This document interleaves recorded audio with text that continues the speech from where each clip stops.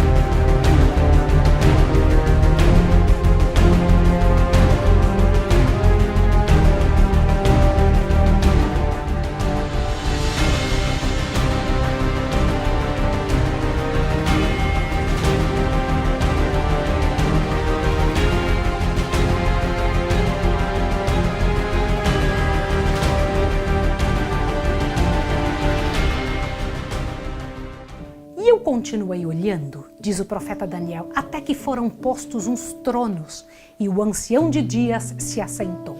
E seu vestido era branco como a neve, e o cabelo de sua cabeça como a limpa lã, e o seu trono chamas de fogo e rodas de fogo ardente.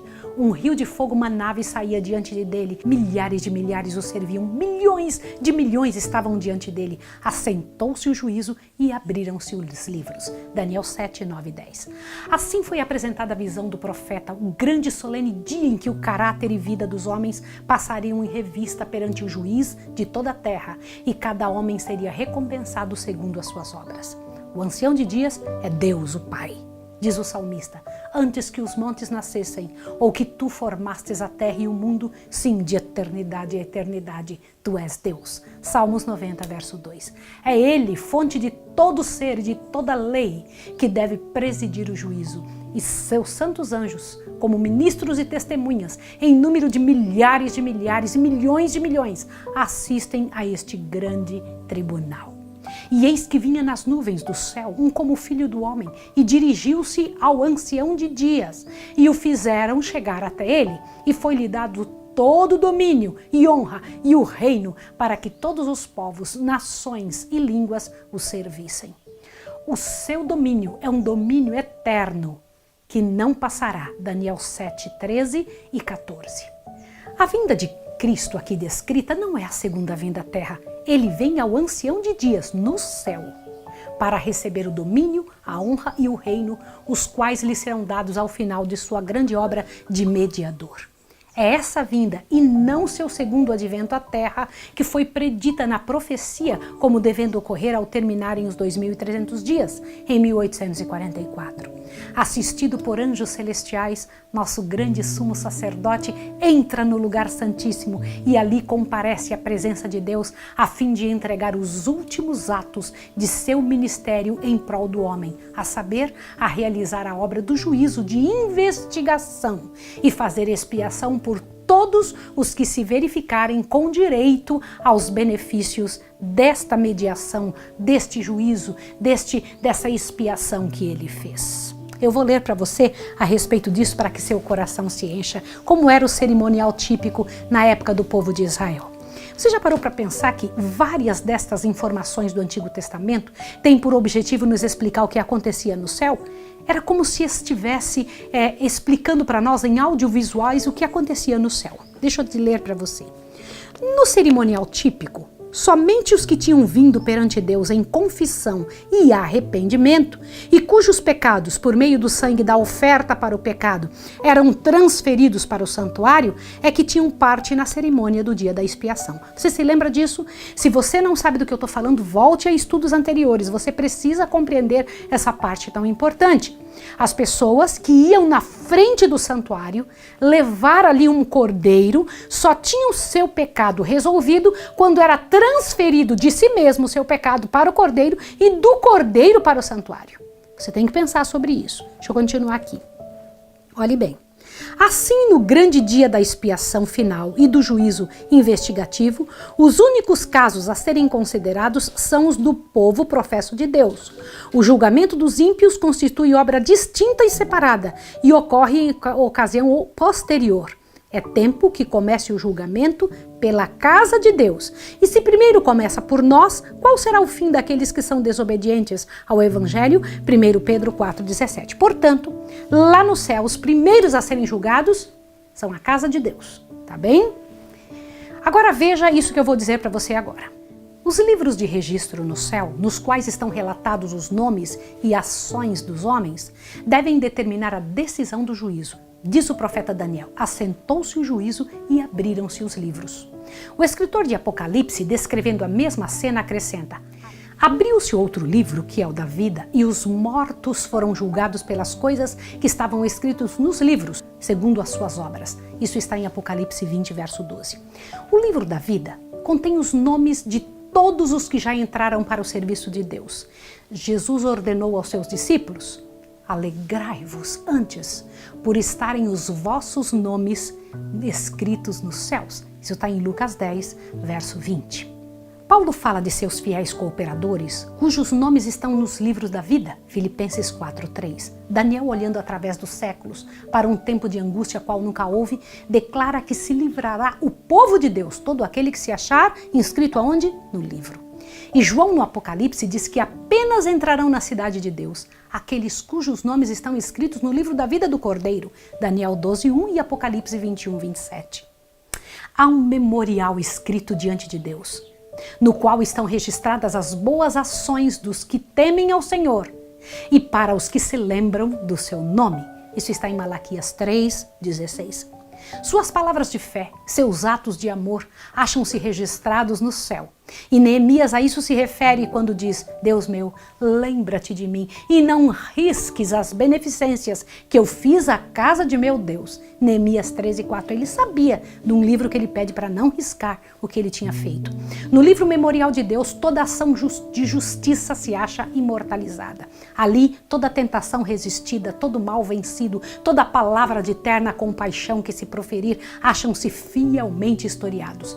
E todo ato de sacrifício, todo sofrimento e tristeza suportado por amor de Cristo encontra-se registrado. Diz o salmista, tu contastes as minhas vagueações, põe as minhas lágrimas no teu odre. Não estão elas todas no teu livro? Salmo 56, verso 8. Eu acho lindo esse verso. Há também um relatório dos pecados dos homens, com certeza absoluta, porque Deus há de trazer a juízo toda obra, até tudo que está encoberto, quer seja bom, quer seja mau.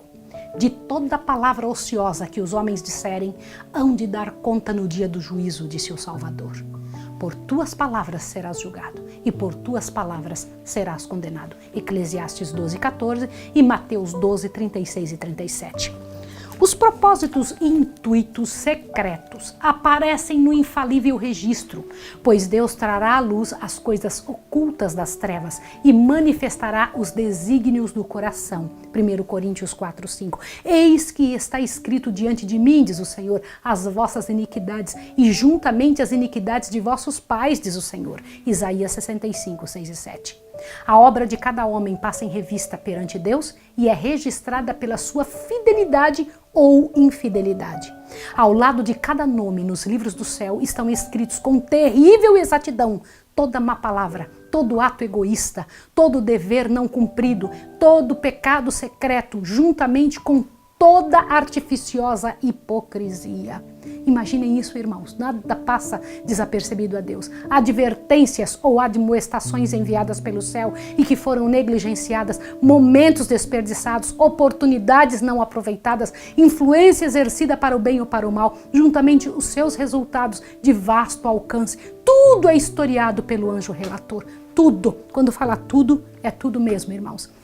Isso tem me feito pensar demais e é preciso que nós tomemos consciência disso. Observe agora a comunicação que Deus faz a respeito disso, sobre a lei de Deus. Observe isso aqui. A lei de Deus é a norma pela qual o caráter e vida dos homens serão aferidos no juízo. Diz o sábio: teme a Deus e guarda os seus mandamentos, porque esse é o dever de todo homem, porque Deus há de trazer a juízo toda obra.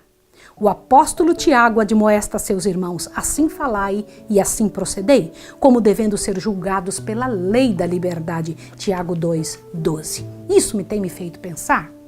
Os que no juízo forem havidos por dignos, terão parte na ressurreição dos justos. Você sabia que tem ressurreição dos justos e ressurreição dos injustos? Presta atenção nisso aqui, disse Jesus. Os que forem havidos por dignos de alcançar o mundo vindouro e a ressurreição dos mortos são iguais aos anjos e são filhos de Deus, sendo filhos da ressurreição. Lucas 20, 35 e 36. E novamente ele declara que os que fizeram o bem sairão para a ressurreição da vida. São João 5, 29. Os justos mortos não ressuscitarão senão depois do juízo, no qual são havidos por dignos da ressurreição da vida. Consequentemente, não estarão presentes em pessoa no tribunal em que seus registros são examinados e decidido o seu caso.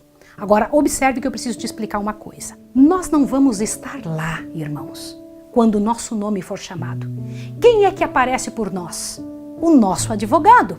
Quando o nosso nome é chamado, Jesus se apresenta. Aqui estou eu, Pai. O teu nome, quando o teu nome for chamado, é Jesus quem aparece quando o seu nome é chamado. Por quê? Porque você o aceitou como seu salvador pessoal. Então Jesus pode representá-lo diante de Deus. Na hora do julgamento, Deus, ao te chamar, é Jesus em quem aparece e diz: meu sangue, meu Pai. Eu acho isso tremendo, não é? Jesus aparecerá como seu advogado, a fim de pleitear em favor deles perante Deus. Se alguém pecar, temos um advogado para com o Pai, Jesus Cristo justo. 1 João 2:1. Porque Cristo não entrou num santuário feito por mãos, figura do verdadeiro, porém no mesmo céu, para agora comparecer por nós perante a face de Deus. Portanto, pode salvar perfeitamente os que por ele se chegam a Deus, vivendo sempre para interceder por eles. Hebreus 9:24 e Hebreus 7:25. Ao abrirem-se os livros de registro no juízo, é passada em revista perante Deus a vida de todos os que creram em Jesus. Começando pelos que primeiro viveram na terra, nosso advogado apresenta os casos de cada geração sucessiva. Isso me impressiona, finalizando com os vivos. Todo nome é mencionado, cada caso minuciosamente investigado. Aceitam-se nomes e rejeitam-se nomes. Quando alguém tem pecados que permaneçam nos livros de registro, para os quais não houve arrependimento nem perdão, seu nome será omitido do livro da vida e o relato de suas boas ações apagado do livro memorial de Deus. Que triste. O Senhor declarou a Moisés: aquele que pecar contra mim, a este riscarei eu do meu livro. Êxodo 32:33. E diz o profeta Ezequiel: desviando-se o justo de sua justiça e cometendo a iniquidade, de todas as suas justiças que tiver feito, não se fará memória. Ezequiel 18:24. Todos os que verdadeiramente se tenham arrependido do pecado e que pela fé hajam reclamado o sangue de Cristo como seu sacrifício expiatório, tiveram o perdão acrescentado ao seu nome nos livros do céu, tornando-se eles participantes da justiça de Cristo e verificando-se estar o seu caráter em harmonia com a lei de Deus. Seus pecados serão riscados e eles próprios havidos por dignos da vida eterna. Amém. Aleluia. O Senhor declara pelo profeta Isaías: eu mesmo, sou o que apago as tuas transgressões por amor de mim, e dos teus pecados me não lembro. Isaías 43:25. Disse Jesus: O que vencer será vestido de vestes brancas, e de maneira nenhuma arriscarei o seu nome do livro da vida, e confessarei o seu nome diante de meu Pai e diante dos seus santos anjos. Qualquer que me confessar diante dos homens, eu confessarei diante do meu Pai que está nos céus. Mas qualquer que me negar diante dos homens, eu negarei também diante de meu Pai que está nos céus. Apocalipse 3:5 e Mateus 10:32 e 33. Irmãos, o mais profundo interesse manifestado entre os homens nas decisões dos tribunais terrestres não representa senão palidamente o interesse demonstrado nas cortes celestiais, quando os nomes inseridos nos livros da vida aparecerem perante o juiz de toda a terra. O intercessor divino apresenta petição para que sejam perdoadas as transgressões de todos os que venceram pela fé em seu sangue, a fim de que sejam restabelecidos em seu lar edênico e coroados com ele como co-herdeiros do primeiro domínio. Miqueias 4:8. Satanás, em seus esforços para enganar e tentar a nossa raça, pensara frustrar o plano divino na criação do homem. Mas Cristo pede agora que este plano seja levado a efeito, como se o homem nunca tivesse caído. Pede para seu povo não somente perdão e justificação, amplos e completos, mas participação em sua glória e assento sobre o trono. Aleluia, Senhor, que coisa gloriosa, que coisa linda, perfeito, perfeito, muito lindo, não é? Você fica feliz com isso? Eu fico muito feliz. Enquanto Jesus faz a defesa dos súditos de sua graça, Satanás acusa-os diante de Deus como transgressores. O grande enganador procura levá-los ao ceticismo, fazendo-os perder a confiança em Deus, separar-se de seu amor e violar sua lei. Agora aponta para o relatório de sua vida, para os defeitos de caráter e dessemelhança com Cristo que desonram o seu Redentor, para todos os pecados que ele tentou acometer e por causa disso os reclama como súditos seus. Imagina isso? Enquanto Jesus tentando nos livrar, Satanás tentando nos acusar, apontando os erros que cometemos. Jesus não lhes justifica os pecados, mas apresenta o seu arrependimento e fé, e reclamando perdão para eles, ergue as mãos feridas perante o Pai e perante os santos anjos, dizendo: conheço-os pelo nome, gravei-os nas palmas de minhas mãos. Os sacrifícios para Deus são um espírito quebrantado e um coração quebrantado e contrito não desprezarás, ó Deus. Salmo 51:17. E ao acusador de seu povo ele declara: o Senhor te repreende, ó Satanás. Sim, o Senhor que escolheu Jerusalém te repreende. Não é esse um tição tirado do fogo? Zacarias 3:2. Irmãos, nunca essas palavras foram tão importantes para mim. Cristo vestirá seus fiéis com sua própria justiça, para que os possa apresentar a seu Pai como igreja gloriosa, sem mancha, nem ruga, nem coisa semelhante. Efésios 5:27. Seus nomes permanecem registrados no livro da vida e está escrito com relação a eles: comigo andarão de branco, porquanto são dignos disso. Apocalipse 3:4. Assim se realizará o cumprimento total da promessa do novo concerto. Qual foi essa promessa? Ouça agora e encha seu coração. Porque lhes perdoarei a sua maldade e nunca mais me lembrarei dos seus pecados. Naqueles dias e naquele tempo, diz o Senhor, buscar-se-me-á a maldade de Israel e não será achada, e os pecados de Judá, mas não se acharão. Jeremias 31:34, Jeremias 50:20. Naquele dia, o renovo do Senhor será cheio de beleza e de glória, e o fruto da terra excelente e formoso para os que escaparem de Israel. E será que aquele que ficar em Sião e o que permanecer em Jerusalém será chamado santo. Todo aquele que estiver inscrito entre os vivos em Jerusalém. Isaías 4, verso 2 e 3. Que o Senhor nos ache como vivos, não é? Não é grandioso isso? A obra do juízo investigativo e a extinção dos pecados deve efetuar-se antes do segundo advento de Cristo. Visto que os mortos são julgados pelas coisas escritas nos livros, é impossível que os pecados dos homens sejam cancelados antes de concluído o juízo, em que seu caso deve ser investigado. Por isso, juízo investigativo. Mas o apóstolo Pedro declara expressamente que os pecados dos crentes serão apagados quando vierem os tempos do refrigério pela presença do Senhor. E ele enviará Jesus, Atos 3, 19 e 20. Quando se encerrar o juízo de investigação. Por que investigação? Estão investigando nos livros. Cristo virá e seu galardão estará com ele para dar a cada um segundo for a sua obra. No culto típico, o sumo sacerdote, havendo feito expiação por Israel, saía e abençoava a congregação. Assim Cristo, no final de sua obra de mediador, aparecerá sem pecado para a salvação, Hebreus 9:28, a fim de abençoar com a vida eterna seu povo que o espera. Aleluia! Como o sacerdote, ao remover do santuário os pecados, confessava-os sobre a cabeça do bode emissário, semelhantemente Cristo porá todos esses pecados sobre Satanás, o originador e instigador do pecado. O bode emissário, você se lembra? Nós estudamos isso nas vezes passadas, é importante você lembrar. Se você não estudou, se você não viu essa parte, volte atrás, tá? O bode emissário, levando os pecados de Israel, será enviado à terra solitária. Levítico 16:22. De igual modo, Satanás, levando a culpa de todos os pecados que induziu o povo de Deus a cometer, estará durante 1000 anos circunscrito à terra, que então se achará desolada, sem moradores, e ele sofrerá finalmente a pena completa dos pecados nos fogos que destruirão todos os ímpios. Assim, o grande plano da redenção atingirá seu cumprimento na extirpação total e final dos pecados e no livramento de todos os que estiverem dispostos a renunciar ao mal. No tempo indicado para o juízo, final dos 2.300 dias, em 1844, iniciou-se a obra de investigação e apagamento dos pecados.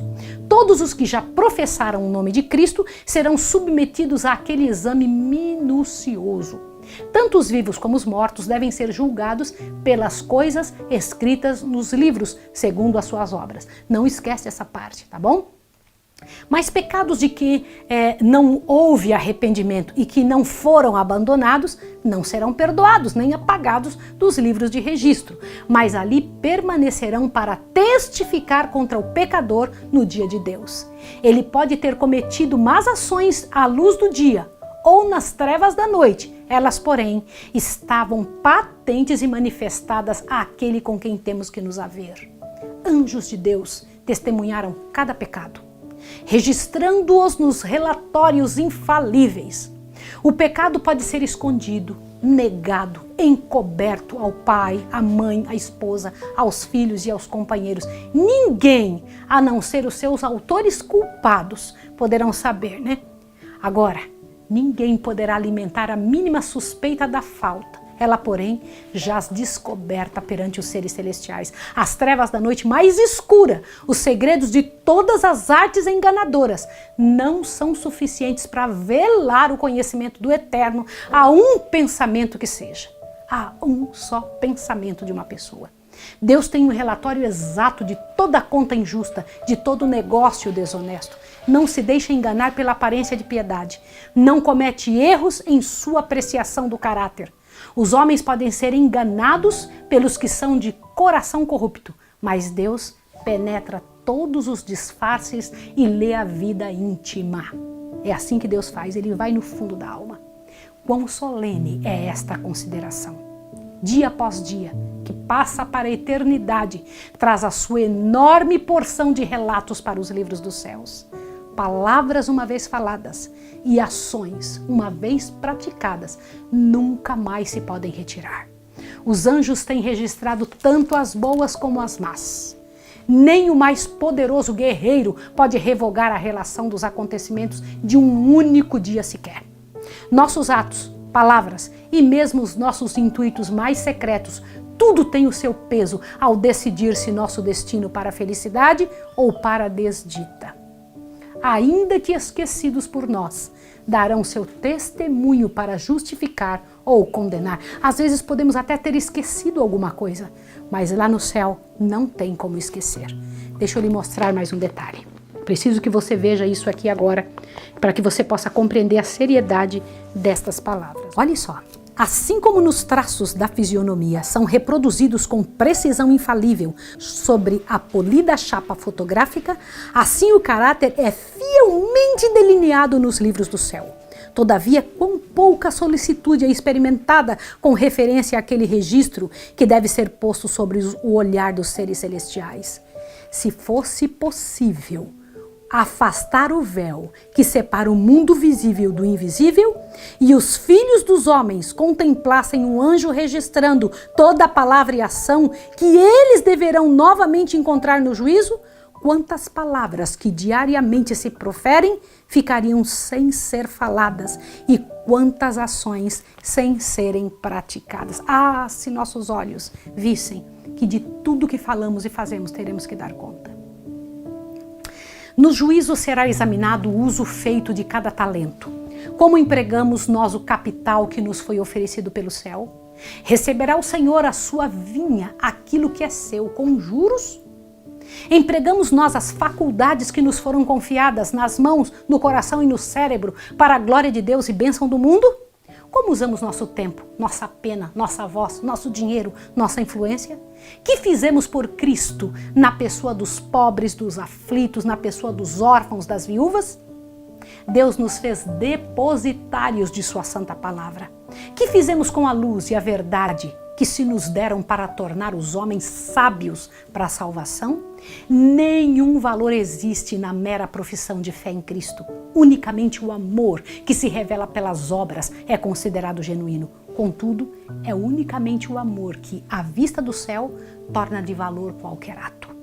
O que quer que seja feito por amor, seja embora pequenino na apreciação dos homens, é aceito e recompensado por Deus.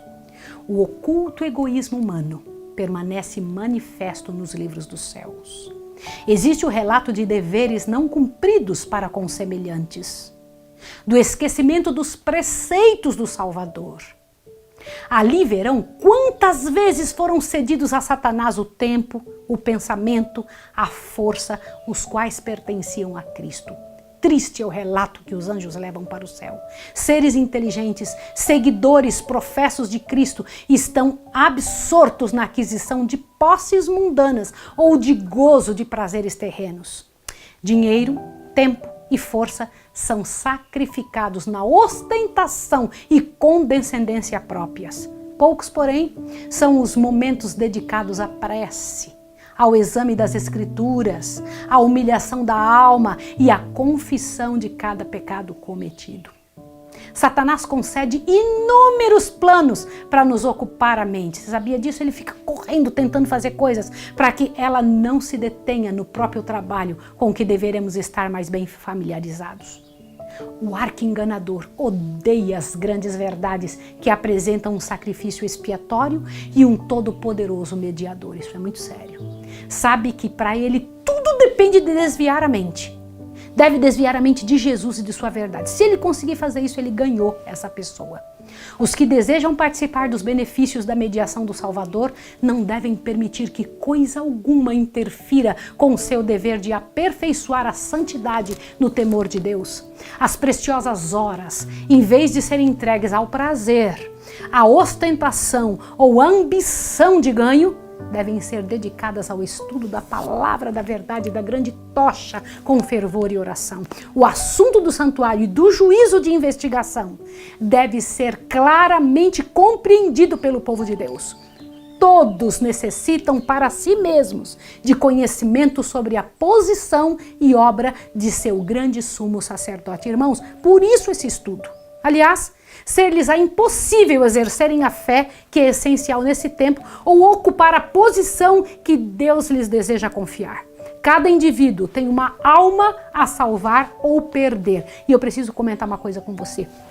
Há uns anos atrás eu ouvi um pastor comentando sobre isso, que quem não entende a obra de justificação pela fé nunca conseguiria compreender qualquer outra coisa de Deus. E aqui está o texto, onde diz que quem não entende a posição de Jesus no santuário celestial, quem não compreende o que ele está fazendo lá, não vai ter força para manter-se em pé.